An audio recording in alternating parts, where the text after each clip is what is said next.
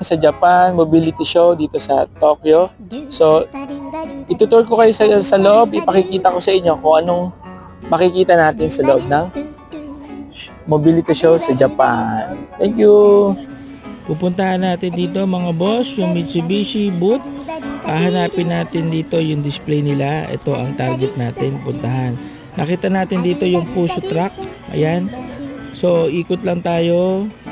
Makikita natin dito yung Mitsubishi booth. Nandito na tayo. Ayan. So, drive your ambition. Ito na mga boss. Eclipse. Super ganda nito.